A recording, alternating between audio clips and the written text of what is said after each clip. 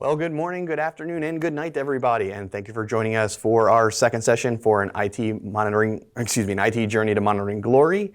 I am Kevin Sparenberg. This is part 2 of a 3-part series, where part 3 will be handling on September 16th about pretty things. But today is all about scope creep. And I am again joined by my friends, Crystal and Leon. Hello, guys. Hey there! It's good to see you, and thank you for talking about me pretty things. Yes, I know.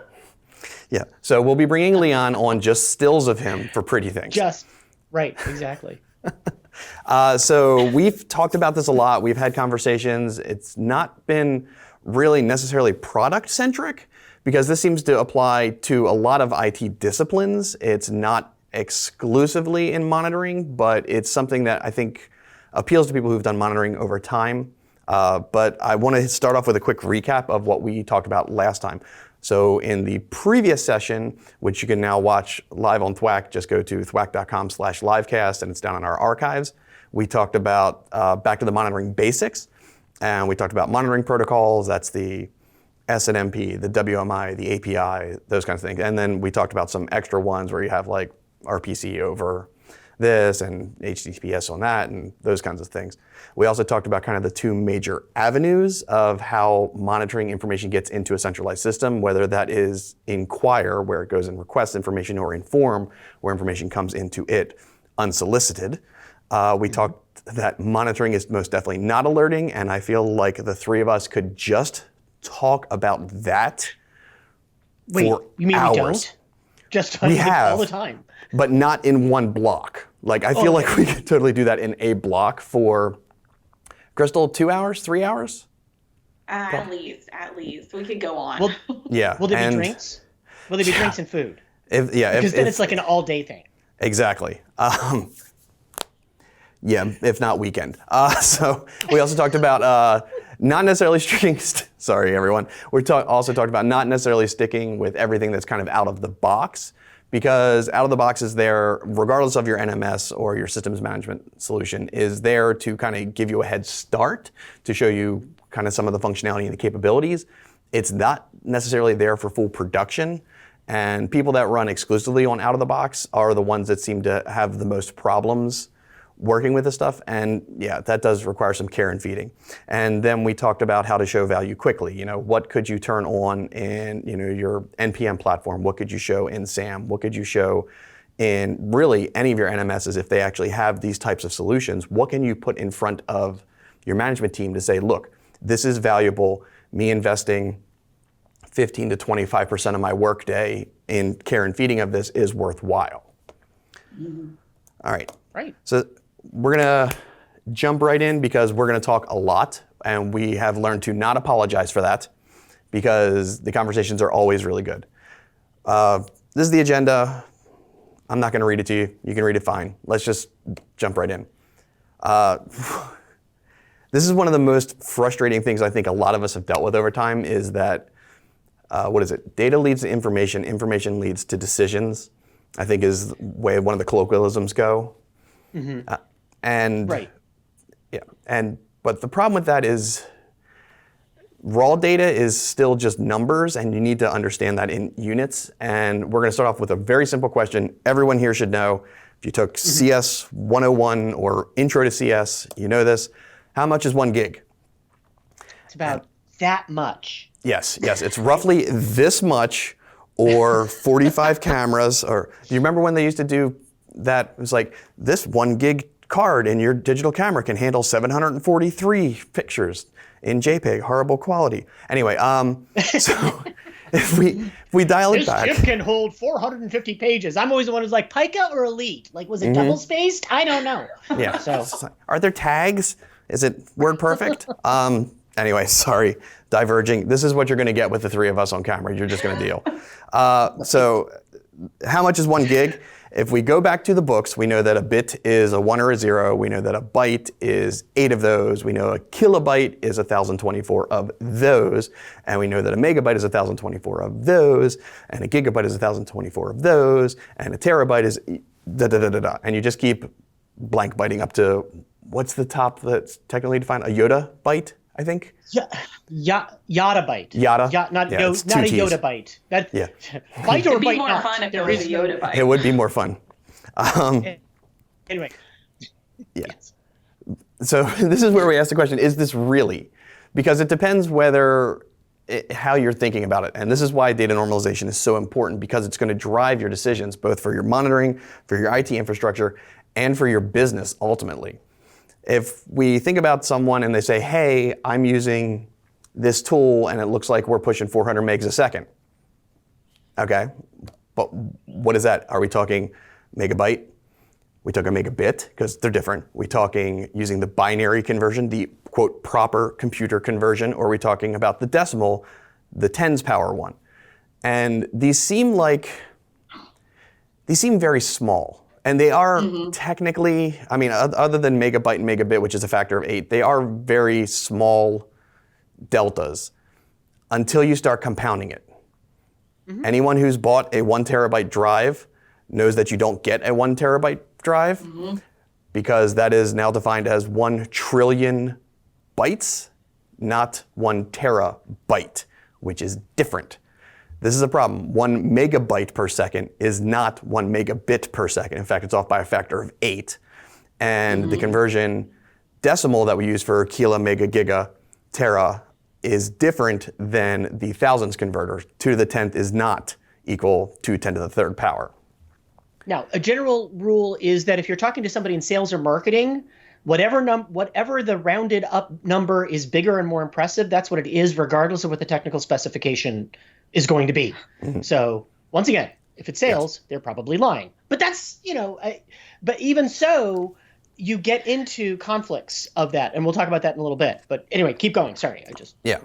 The reason this comes up is because if you have a system that, let's say you have one system that just monitors this portion of your infrastructure, and we'll say you have network monitoring, and all of the storage is measured in bits.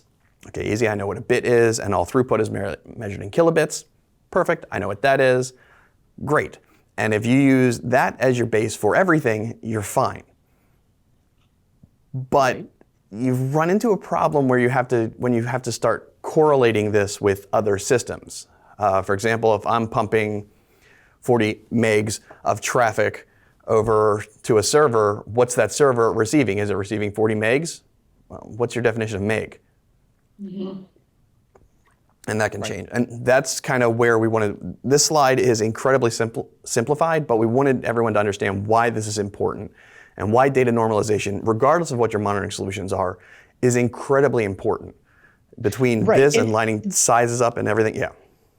Well, the other thing I want to say about this particular slide is that those numbers don't necessarily have to match. First of all, you have the unit conversion, megabits versus megabytes. And if everybody were on the same page about whether you're doing binary or not, or whatever, the other conversion, then you're fine. But when they're not, and all of a sudden you've got a few people like, but wait a minute, that's not what I received. That's not, all of a sudden you have questions about that. And that takes us to one of perhaps the most epic failures in conversion ever. So the Mars Climate Orbiter back in 1999, just to run down what happened, the Jet Propulsion Laboratory, the JPL, was using metric in its calculations for trajectory to get the Climate Orbiter to Mars.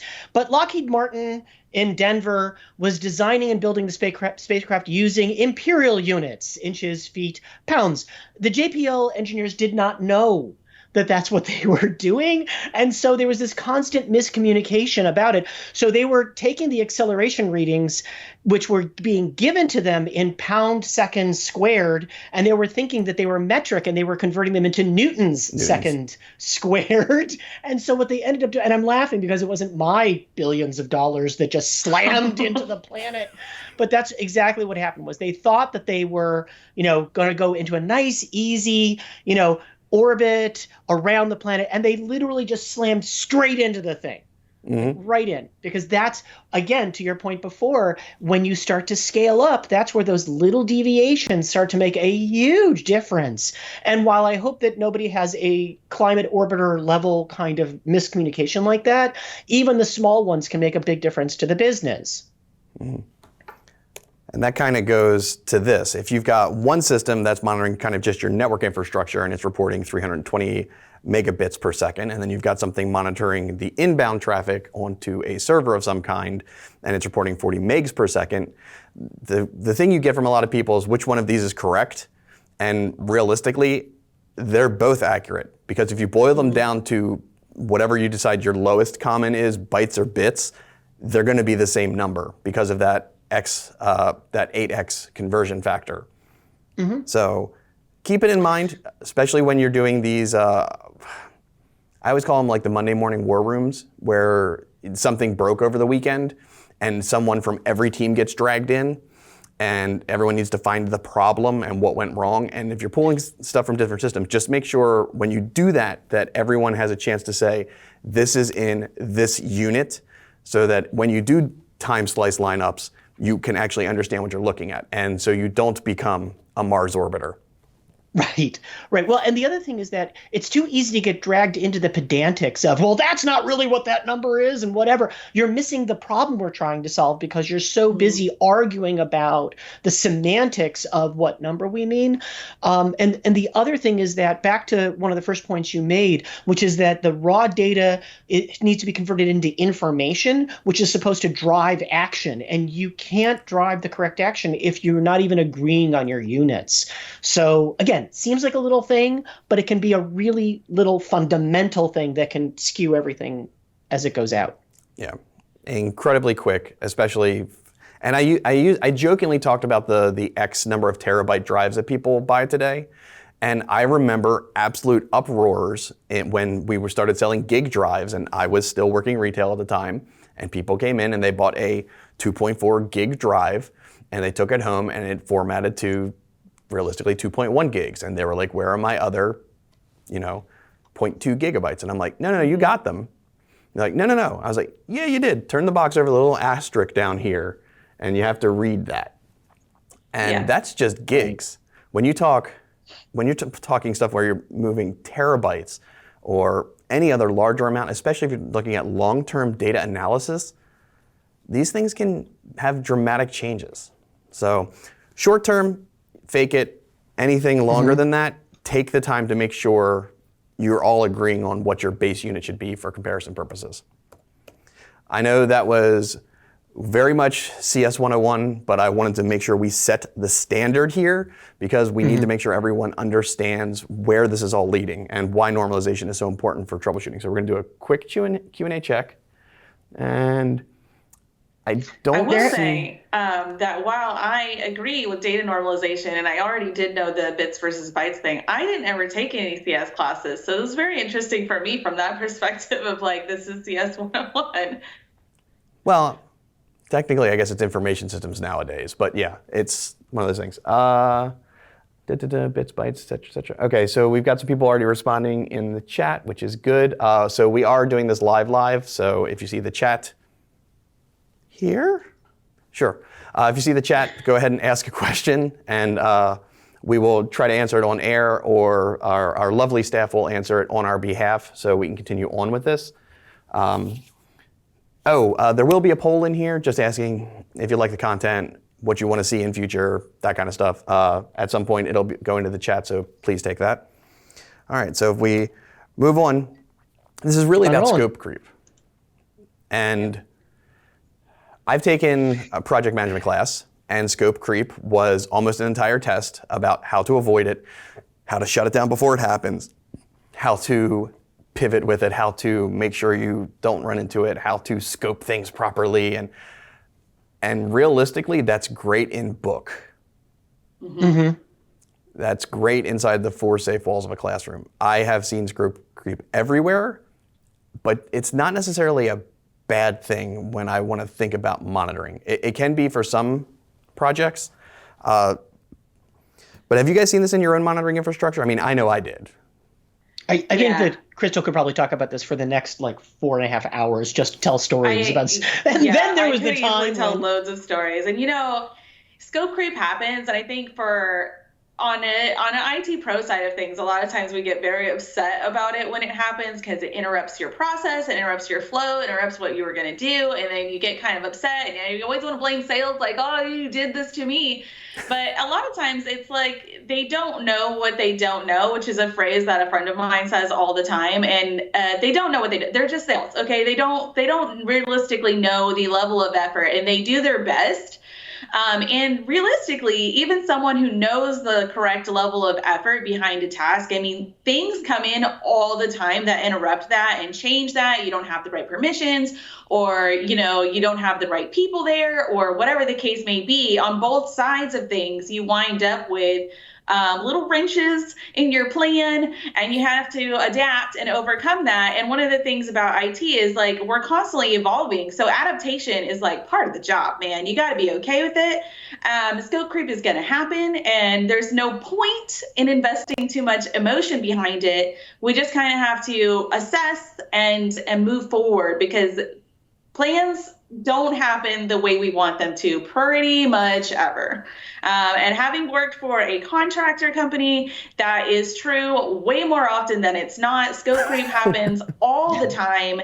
And, you just got to do your best and be communicative with everyone involved so that they know what the changes are going to be and how that's going to affect the project. Even monitoring, you can say, let's take for instance, within SolarWinds, I need you to monitor these SQL servers. Okay, well, how much monitoring do you need?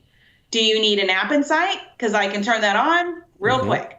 Do you need like something more advanced? We need to get more into DPA. Do we need to go a little bit further? And then you have the problems where it's like, oh, well, you didn't give me enough permissions. You didn't give me this information. I need only these 5 specific things. I don't need the rest of it. So you get a lot of that back and forth, which adds time to a task that you thought was going to take way less time. And this happens all the time, even in monitoring. Well, and I think also scope creep from the requester standpoint, the people who are asking, is because monitoring isn't simple. It's not trivial. It's not obvious. And so like that example you just used about the app insight, right? Like I can give you all these metrics with a single click. Nobody would have expected that. Nobody would have been able, nobody who doesn't know Orion would have been able to predict that that was possible. They would have thought that that was a big project, as opposed to asking for just 3 little metrics, which require a PowerShell script and WMI to be implemented, which would take a significantly longer amount of time. So sometimes the scope creep comes because they're actually trying to be kind. They're saying, it seemed like a simple thing to ask. No, actually, I have to rewrite the entire application just to make that happen. But they don't know that. And I also think that the issue isn't scope creep, but it's undocumented, undetected scope creep. That's the word I'm looking for. Yeah. It's a scope creep where you're suddenly looking around like, I thought I was going around the corner to pick up a pack of gum at the drugstore, and all of a sudden I'm 2 states away and my trunk is full of tequila. Like, how did that happen? I don't know how this crazy occurred. Weekend. Right? Yeah. But that sounds like an excellent excuse to be late on Monday. Okay, right. Okay. And once again, you should embrace scope creep because sometimes it leads to happy experiences. But the point is that it's when you don't know how you got there, that kind of scope creep is really the thing that I think we're talking about. Otherwise, Crystal, to your point, you're talking about adaptation. You're talking about just evolving. You're using that feedback loop, that constant, the screw thingy that we always draw, the constant feedback of the previous thing that I did gave me this kind of insight, this kind of awareness, and therefore I'm going to adapt my next steps this way, which is going to be a slightly different effort, but okay. Yeah, there was a gentleman from a number of years ago when we were doing Thwack Camp, and I think this one in 2016. I mean, we're going way back. And he used the term unplanned work to describe tickets. And scope creep feels like that to me. Now, if you have a good ticketing system that'll actually like prioritize your work for you, that's one way to kind of get a handle on your projects. And when people add new stuff, you get a little bit of wiggle room. But the one that always got me was like the weekly syncs you had with your management. And they'd be like, well, what about adding this in? And you say, oh, well, that's not in the current, I don't have planned out to do that in the next week. Can we push it off? And the answer is no. Then that is the absolute essence of unplanned work that just came in from, as far as you know, left field. Yeah, that's when you got to reassess. I mean, priorities are important. So when your boss comes to you and says, this is the new priority, okay, well, let me explain to you what that's going to push off, because that's the important part, communication. I think that we forget that, you just sit there and you get angry and you just like, well, I'll just overwork it and maybe it'll get done and maybe it won't, or there'll be mistakes or anything like that. But if you're overly communicative about it, you talk to them, okay, well, if we do this is probably going to take me X amount of time. Well, let's say some new snafu happens during this new priority that's already pushed off your planned work. Well, what then? Have more communication. Say, you know what, this is taking longer than I expected. We don't know how much longer it's going to take. I estimate it's going to push this other work off by this amount, and just keep in communication, keep that conversation going, because it's so important to set proper expectations and to update those expectations.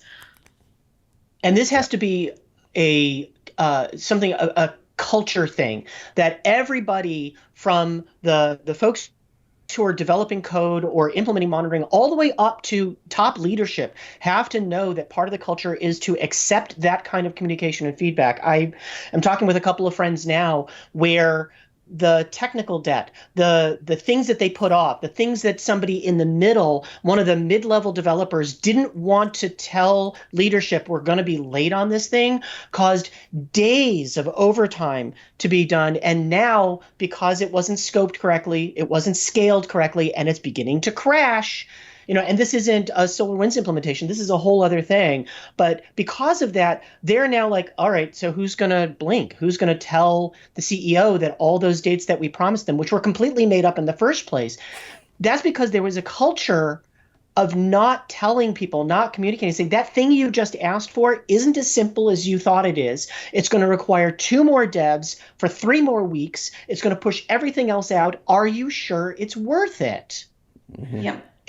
But there wasn't a culture of that. And so this is where they are now, 6 months down the road. Yeah. And sometimes that conversation can lead to, it's not worth it right now. It's not, we thought it was going to be a bigger priority, but if it's really going to be this level of magnitude difficult and it's going to push off 10 other projects, well, now we can say, well, maybe we break it up into smaller pieces. Maybe we do something different to make it not push off 10 projects, because we can't do that. Maybe we need to hire more people. Whatever the case, if you don't communicate that, then you're not going to have that conversation and you're not going to solve your problem.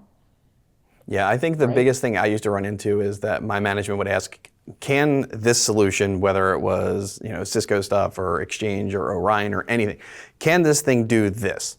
And I'd be like, according to documentation, yes it can. Well, then make that happen. Whoa. We didn't even talk about the requirements. We didn't talk about the impact. We didn't talk about and that's the kind of scope creep that is the most catastrophic. That's not the kind you generally want to welcome in. The stuff you want to welcome in is, I've reached I'm using the term and it's not accurate because everything's evolving, but I reached a pseudo-mature and stable state for all of my network monitoring. Everything I want to monitor is monitored. All of the interfaces that need prioritization have their proper custom properties set up. I have the WAN links monitoring my trunks and my inter VLANs, everything's gorgeous. So now it's like, what's next? And for me, my history was network, and then I brought in applications, and I brought them in sneaky. Because you can do amazing things with stuff like SNMP, even with Windows.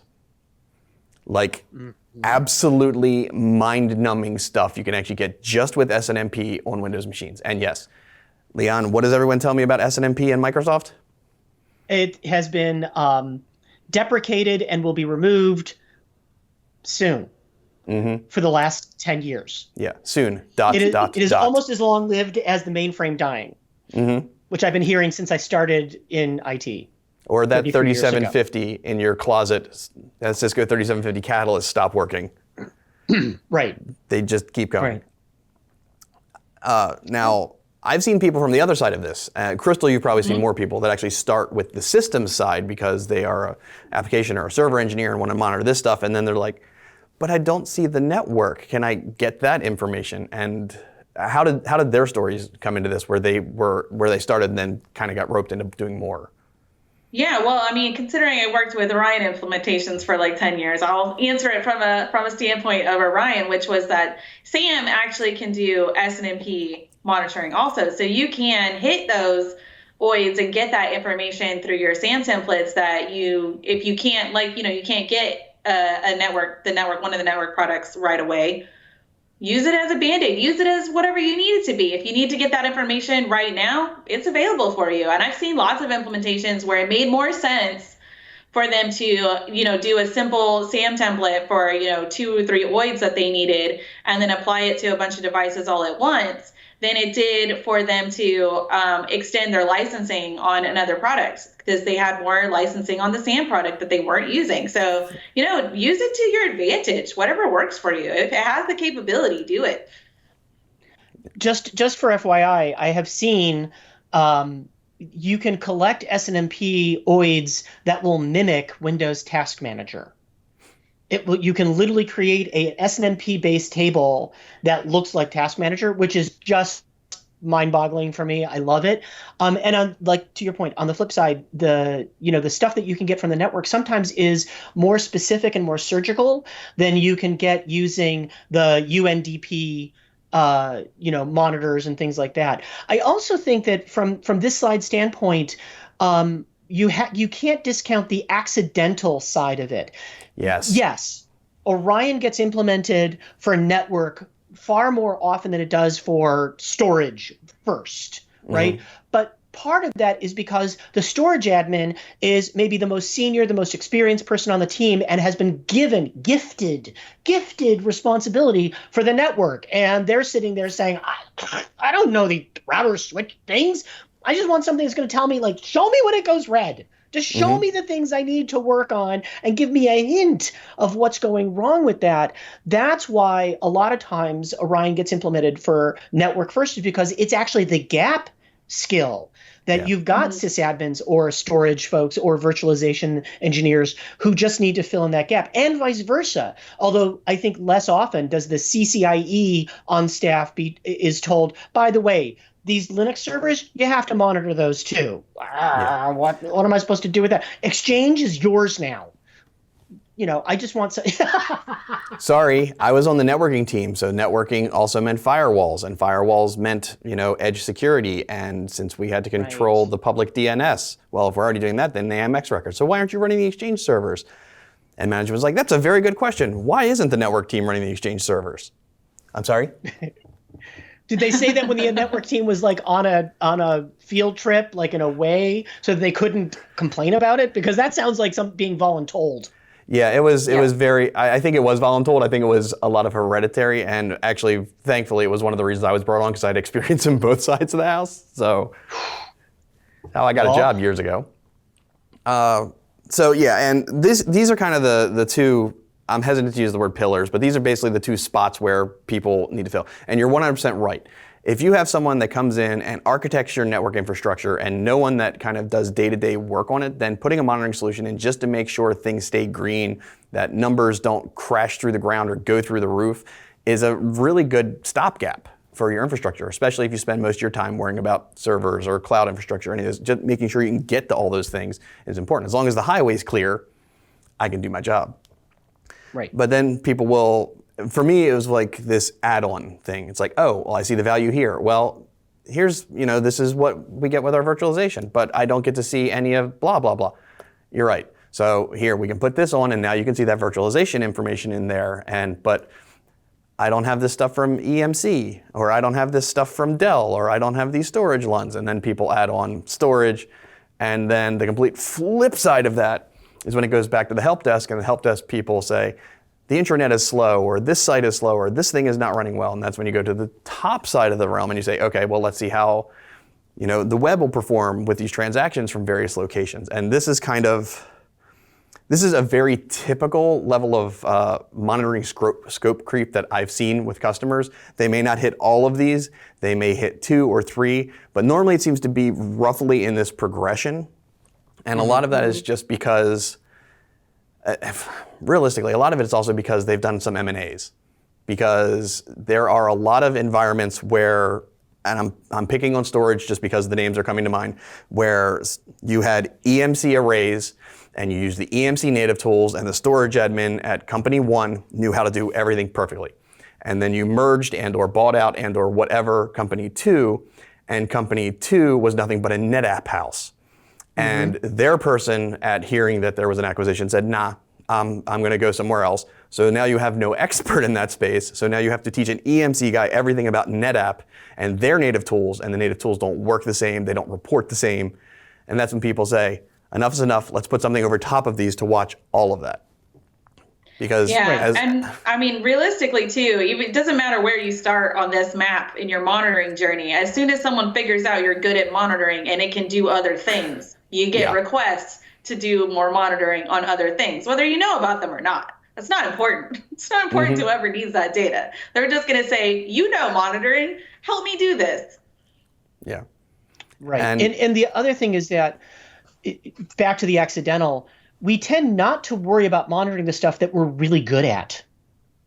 You would think that somebody who was a rock solid, network engineer would want network monitoring, but the opposite is true. They know how to check and see if the network is okay. They know what quick scripts to run. They can deal with that without any formalized tool. It's the stuff they don't know that suddenly they're like, I need a tool to help me with this. And that's why, again, why you see the accidental stuff come in more often than not, is because the thing that you're really good at, you can figure that stuff out. Kevin, to your point, I know everything about EMC monitoring. I can, there you go. It's good. Off you go. Yep. NetApp, yo no hablo. Yeah. And we run into this a lot. Now, I know that we've been talking about Orion, so I'm going to diverge a little bit here to talk about the platform architecture. And the reason I'm doing this is I've realized both in the previous livecast session and in this one, we're really talking in very general terms about monitoring and monitoring disciplines and ways to make sure your environments work. This SolarWinds way that this works is with this Orion platform, which is just a platform, and then all of our products basically sit on top of that shared platform. And this is why it's easy to expand. For me, it was NPM, then SAM came in, then IPAM and UDT, then NetFlow, and they don't have to come in a specific order. You just basically, you hook them up like blocks. It's just, and they just come together. And then of course they have integrations with other tools or with the application performance management that's done in the SaaS, and then you can scale these out. So I just wanted to level set that if we start talking about Orion, we're talking about things that run on this platform with a series of products that sit on top of it, that even if those products don't speak the same language out to the various infrastructure devices, because they won't, just natively, they will not talk the same way, they still all report to the same type of engine in the backside. And that normalization that we talked way, way early in this is taking place logically. We know that when the storage tool goes out and pulls this particular metric through SMIS from an EMC storage array with this make and model number, it knows that that is in megabits per second. So we don't even store that in megabits per second. We store it in bytes or bits per second. I can't recall off the top of my head which one it is. We store it that way. That way there's no question about the decimal versus binary conversion. There's no question about the 8x byte versus bit conversion. You know what you get. You get what you get. And you don't throw a fit. Yeah. And management doesn't ask you why these numbers don't match. And we already talked about this a little bit, using OIDs and SNMP with Windows and Linux. Leon, you had something written years ago, and I can't remember where it is on Thwack. I know it existed, to pull out like the version name or the kernel version from SNMP, SNMP conf on Linux. Sorry, I probably should have prefaced with on Linux, where you go to the bottom, basically runs a micro shell script and returns that back when you call the specific OID. You can extend these, especially on Linux, it's incredibly extensible. So you could, in theory, use a network-only monitoring tool that speaks only in SNMP and pull in virtually anything you want from Linux. Windows has the same thing. It's not as, well, I was gonna say it's not as easy. There's not as much manual configuration. It's still difficult because it's MIBs and OIDs, and those are basically just strings of numbers. Well, and I mean Linux, you can create your own OIDs. You can create 9.9.9.9.9. Not that I would do that on almost every system I touch, possibly, but you can. Is that five and nines? that, I just have to ask. It's probably 5 or I don't know, whatever I feel like typing that day.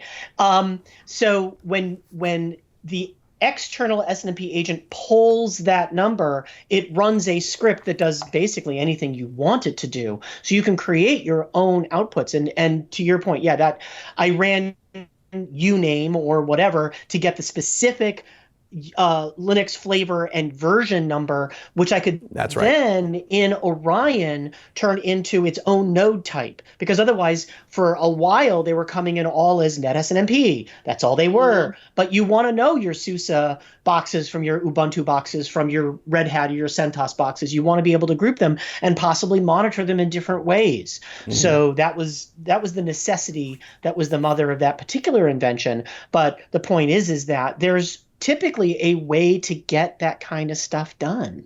Yeah, you can. Life finds a way.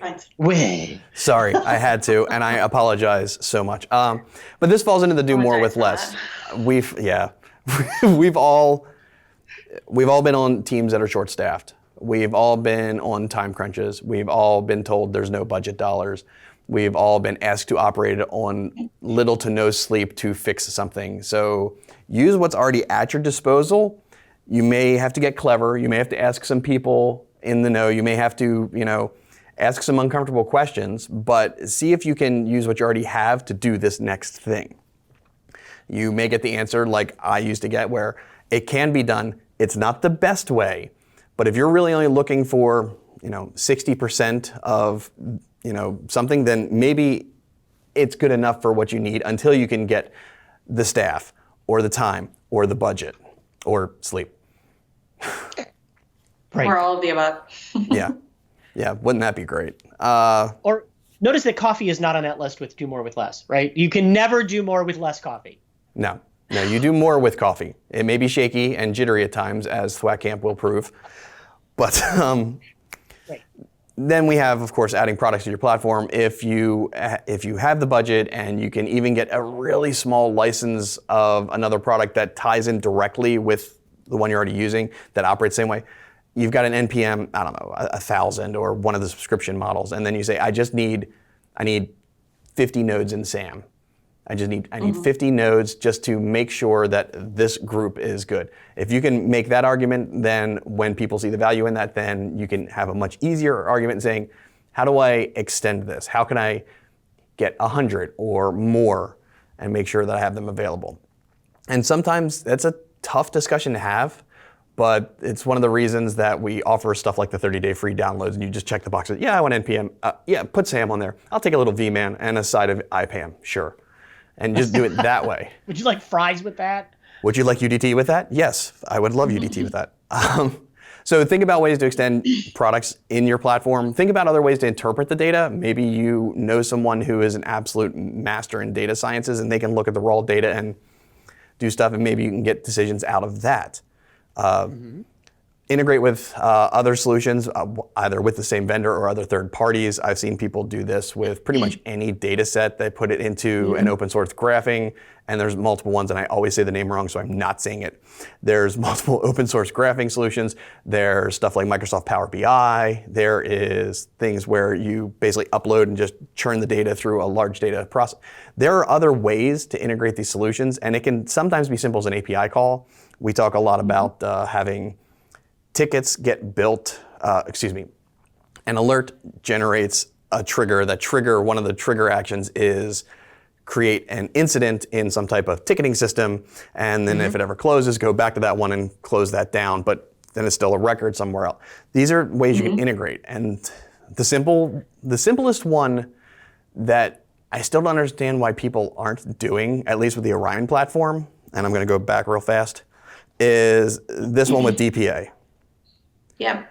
DPA does not run on Orion, but it has an integration module that you literally go to like about settings, DPA, put in the IP address, the username and password, and hit connect. And that's it. And then all that data comes streaming into streaming is not the wrong word, comes visually into your Orion platform so you can do those comparisons. And I came from an environment where I had NPM SAM and others, and the database team had, at the time, Ignite before it got renamed. And then after it's renamed, this integration was turned on, or this integration was available, and I said, let's link these two together. And these two systems that were monitoring very different types of data were then integrated so you actually had everything in the same place. So I didn't have to hop through another system or worry about another set of credentials or have this other information. And being able, for me as the complete accidental, being able to understand what a specific wait time metric meant was infinitely helpful for figuring out who I needed to talk to fix a problem.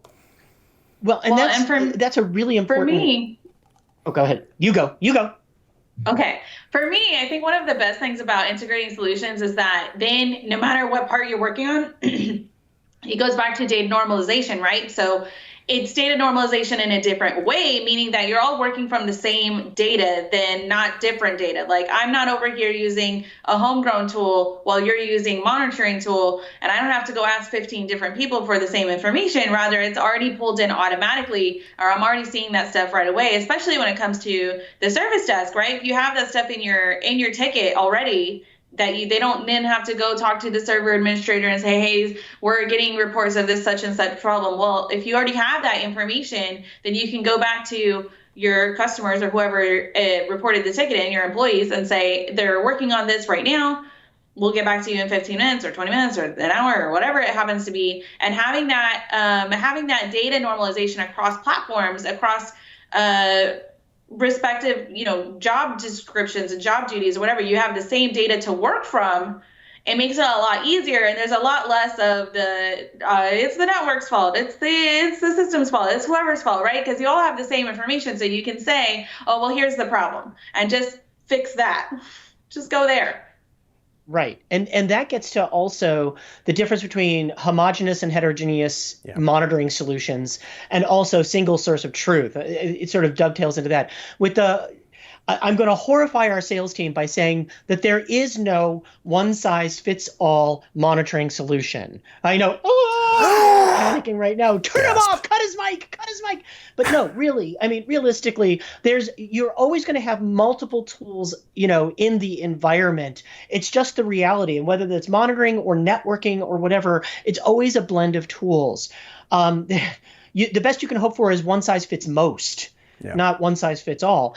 So the question then becomes, all right, I know that I'm going to have multiple tools. How do I manage that? And that goes to the single source of truth. It's not that you have a single source of all data. It's that you have one source that you consider the primary source of data for this area, for this sphere, for this silo, whatever. And then you might have a secondary and even a tertiary set of data that you use as your gut check, as your double, to go back and say, am I dealing with, am I looking at the same numbers?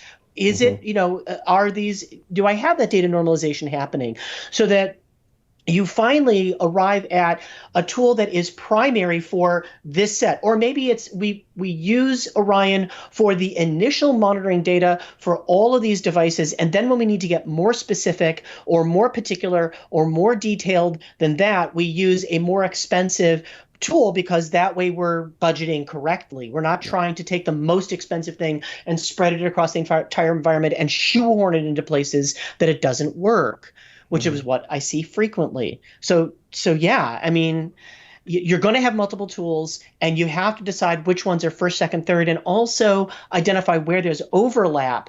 Because if you have a complete overlap between tool A and tool B, one of them can go. Yeah. Yep.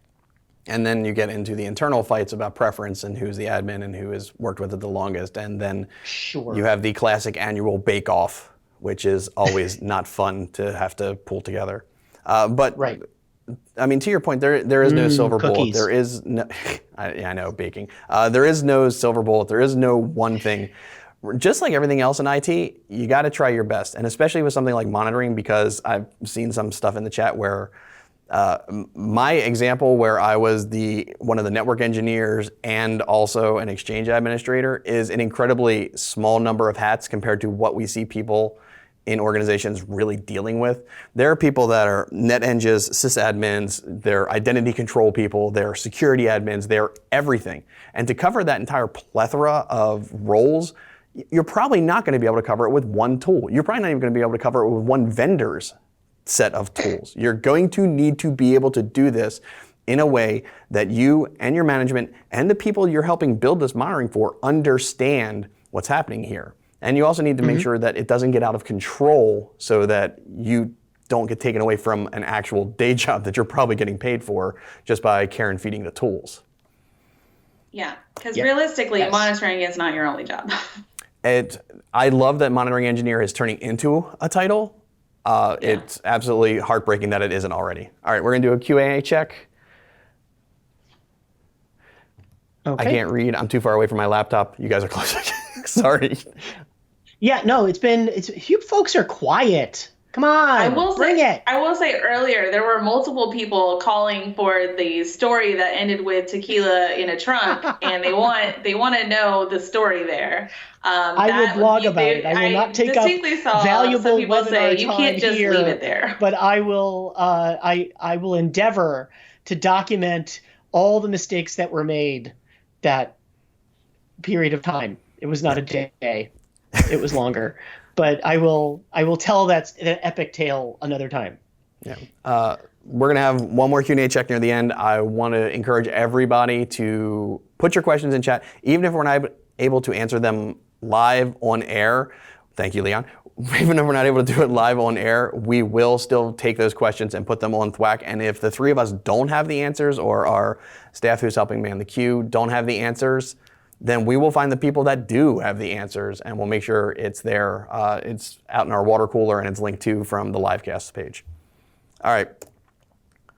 I think this is something that is implied, but we don't say often enough, because people, Leon, to your point, not all salespeople are evil, but all salespeople are salespeople. So they will tell you whatever you buy will fix everything. I'm tired of the magic wand scenario. I can see through it now.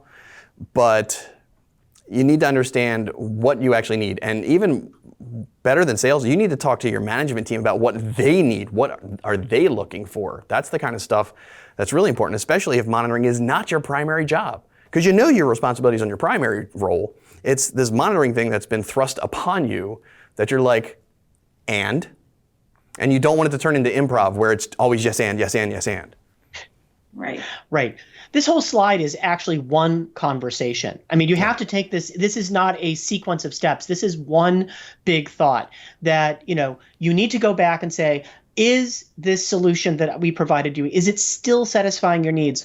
But, where do I find those solutions? How do I get started? Well, the ticket queue would give you your technical things that you can tackle, whereas you also need to think, is this solving a business need? Because there really is no such thing as a technical project. There's only business transformation projects that have a technical component to them. And anyone who tells you otherwise, Your Highness, is selling you something. So you don't do technology for the sake of technology, or you shouldn't do. And if you find that you are in the process of doing technology just because it's really cool technology, or just because you think that it's part of the yak shaving process to get you to a business solution, you need to reevaluate whether you like the yak shaving. That was good. You've got to think about that. And the last bullet point is still part of that whole conversation. Do you care about this much money? It's going to cost this much money. It's going to get us this much money. It's going to, when we talk about what is it worth, that phrase does a lot of work for people these days, but there's a really essential element to it. It gets thrown away a lot, but there's an essential element. Doing this has the potential to bring us this much revenue. Is it worth this much effort, the cost of this much effort? And I think a lot of times IT folks especially shy away from those kinds of conversations when we should be right in the middle of it, because we're sometimes the only ones who can provide at least one side of that equation. I can tell you how much the effort will cost. So if that's the case, then let the business tell you, this is how much we think that effort will derive or generate. And then we can make a real data-based business decision about what it is that we're doing. Yeah, and I'd argue, Leon, that it's not one conversation, it's multiple conversations. It's a conversation every time that you need to have it with the stakeholders, right? So whoever is asking you for that monitoring, you need to have that conversation. It's going to be a recurring thing. You're not going to reach, to Kevin's earlier point, you're not going to reach a state of like done. You're never going to be done adding monitoring, right? Because the new things are being added, offices get opened, or new data centers get spun up, or things get moved, or more better. There's always more that's being added. You decom old machines and you bring in new ones, and like all of that stuff is going to constantly be adding to your monitoring. And because of the challenges and the new projects that are being added, you need to be constantly having that conversation. And if you can translate it to actual dollars, great. If you can't translate it to actual dollars, at least translate it to labor hours. Because if you can translate it to labor hours, they can do the mental gymnastics to then translate it to money. And if you can tell them how it's going to impact their customers, that's what they really care about. Yeah, we can have those discussions for hours because there are many nuances there. How to have that conversation better, how to gather your information, how to know you're talking to the right people. A lot of that is going to be org specific, but some of it is just, understanding the type of people you're talking to, learning to speak business in some way, shape, or form. Right, and I'll say though that right now for those people who are watching this in the future times, here in August of 2021, IT in general and monitoring in particular have an opportunity to build on the sort of heroic efforts that we've made over the last 12 to 18 months. There is a renewed sense of respect and appreciation for what IT can do to not only help the business find greater insight or find that one little nugget of data, but to keep the damn thing running. Right? I mean, there's a lot of businesses that would not have been able to persist if it hadn't been for IT finding those creative solutions, those interesting ways to do things, the way to pivot quickly. I think we have a lot of credibility and a lot of political capital. And I think there's an opportunity right now to not walk away from the table we've been invited to sit at. But it means, Kevin, to your point, speaking the right language, not trying to insist that business people learn to speak bits and bytes, putting things in business terms. And if you do that, you find that the opportunity to do real, actual good for the company just magnifies over and over and over again. Yeah, which translates directly to real opportunities for you to advance your career. I will throw that out there too. If you can speak to business, they're happy to put you in different seats later. I think that whole conversation about what we're talking about and talking about technical debt earlier, which I'm going to let Leon talk about this mob money thing because that was all him. But it is a brilliant analogy. Practices. There's lots of flavors out there. There's Kanban, there's Scrum, there's there's a whole bunch of different flavors.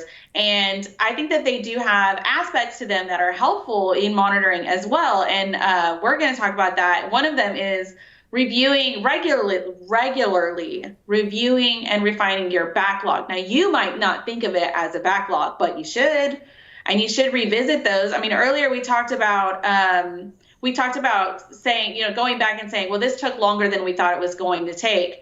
Well, that's part of your backlog, right? You've got technical debt. Everyone has technical debt. It's always there. It's always going to be there. We're not going to ever get rid of all of our technical debt. There will be more. It gets added to the pile. You have to make decisions. You and your manager and whoever else is involved has to make decisions about what is more important at the time. And having the conversation again to say, okay, well, maybe this was our most important thing. Or if we keep putting this off for 6 more months, it's going to take X amount of times more time to do, right? We recently heard conversations about, someone not taking something out of a product, and now it's going to take longer than they had previously planned to take it out. And this is anywhere, right? So if you wait too long to address a need, is it going to add exponentially to the amount of labor hours? And is that worth it?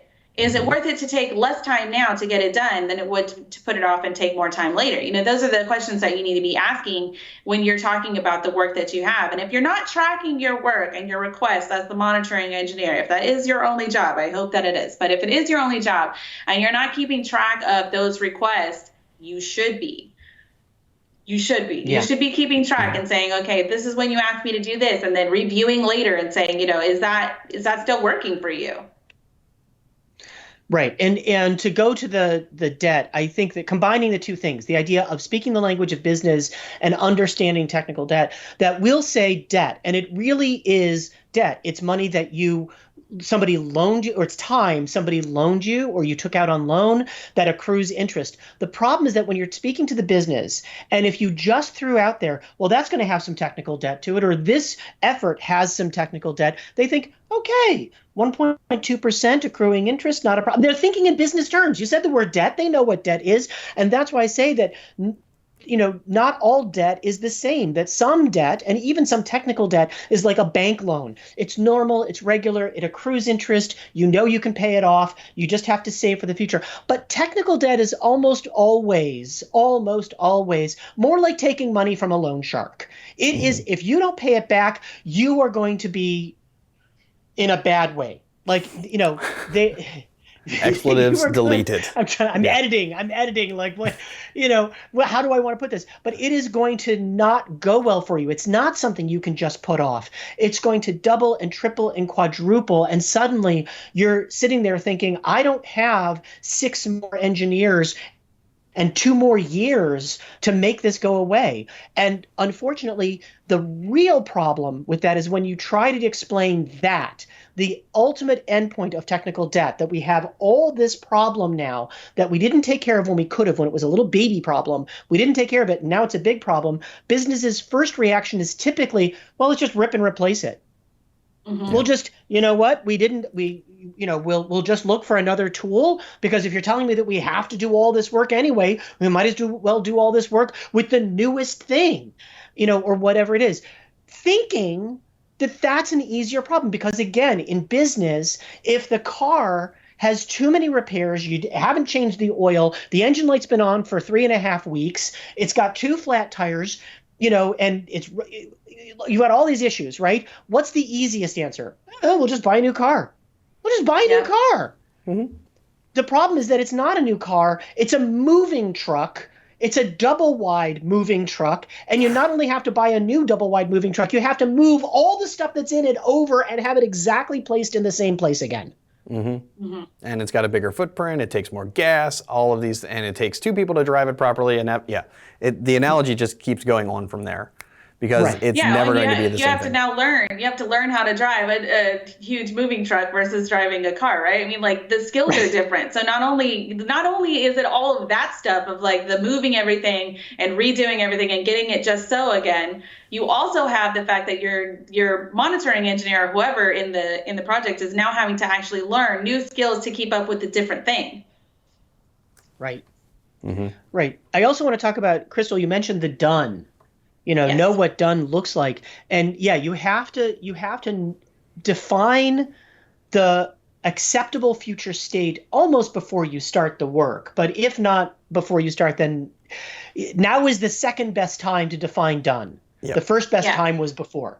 The conversation on what an acceptable state of done is should be a constant during the conversations, right? What do you want me to monitor for you? Where we reach an acceptable state of done? You often have the conversation where they say, well, I want this and I want that and I want this. Okay, but what do you need? Because what you need is the acceptable state of done.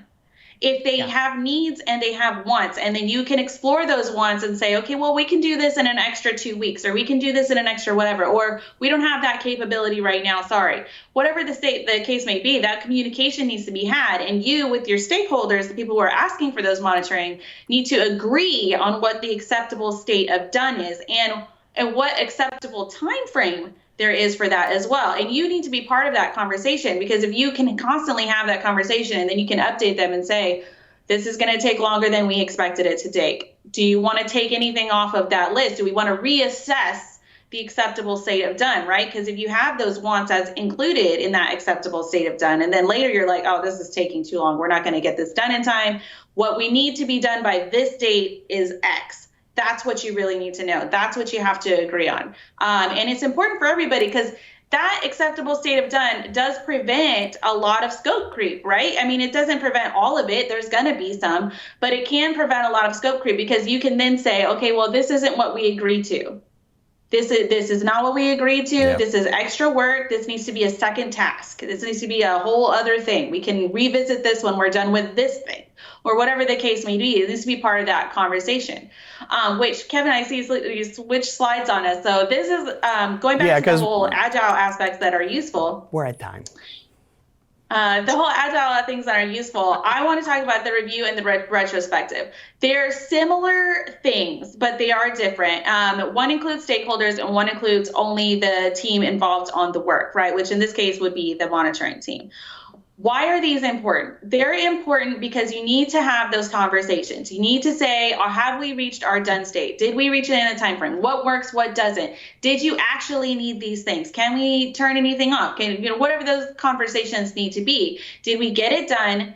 Are you happy with the results? Do we need to revisit? Are you seeing new tasks coming out of this? Because that happens a lot, right? Where they say, oh, well, now that I know that you can do this, can we also get this? Well, then you can revisit that during that review and say, okay, well, let's talk about what else you saw that you're like, now we need that now. And then the retrospective, I think, is equally important because it takes place without the stakeholders, and you can review as a monitoring team and say, can we improve our processes? Can this take less time in future? We had to learn a thing to do this. I had to go learn PowerShell so that I could do this monitoring. So it took way longer than it will next time. Next time, we've already got the script. So we can say, okay, next time a task like this comes up, it's going to take less time. Whatever those things. You need to make sure that you're commenting on positive aspects that came out of that and negative aspects. Maybe you need to review a process and say, well, this was more paperwork than it should have been, or we had more meetings than we needed to have, or whatever, and you can refine your process for the next ask. And I think those are equally important for monitoring teams as they are for any, development teams, which is who primarily uses agile processes, because then you can improve your process. If you can improve your process, you increase efficiency, you take less time to do things, you lose less sleep because you're having to do them in the middle of the night, and everybody is happier. Yep. And I covered it super fast because it was at the end. You did? Because we're getting all the signals. I'm waiting for the shepherd's crook to come in and drag me off out of the studio. There were 2 questions that came up I want to touch real fast. The other questions we will answer on Thwack when this goes live. We will post links to all those questions. One is, we've talked about extending the modules to do interesting things. Which modules are basically have this capability the most? I'm going to go with SAM. SAM's my number 1. And my number 2 would be SCM, because you can write your own scripts and pull your own information. SAM, you can, if you can think about it and get it some way back in some numerical form in any way, shape, or form, even the length of a string, you can report on it. Yeah, SAM, and also WPM is my favorite. Yeah, you can do amazing stuff with that, especially with the new recorder. I know it talks about scope creep. How do I encourage people to? How do I start off welcoming this? Like, what's your first step? I've got this. How do I get the next thing in? And honestly, go back to the previous session. Find what's showing up in the ticket queue. See if you can solve that with your existing solution by using one of these clever ways. Find out what's causing problems for IT, what they're spending their time on. And if you can fix that, then that is a great way to say, see, I can do that with this tool. Why don't we start using it? Yeah, and when people start to see that what you can do with your tools, and other teams get word of that, then you start getting more requests, and then you're going to be like, how do I stop getting requests? That's what I want to know. How do I start asking for staff? Stem the tide. We're getting a little bit much, and I don't have enough time. All right, I think we're so close. There is going to be a survey. If it already hasn't gone out in the chat, please take time to take that or look in some other communication. September 16th, I'm going to be back here again with Crystal. Unfortunately, Leon will be out of the office, so he will not be joining us that day. We have another special guest coming in. That's all about sharing pretty things about customizing your infrastructure. And for myself, Leon, and Crystal, I'm going to say thanks for joining.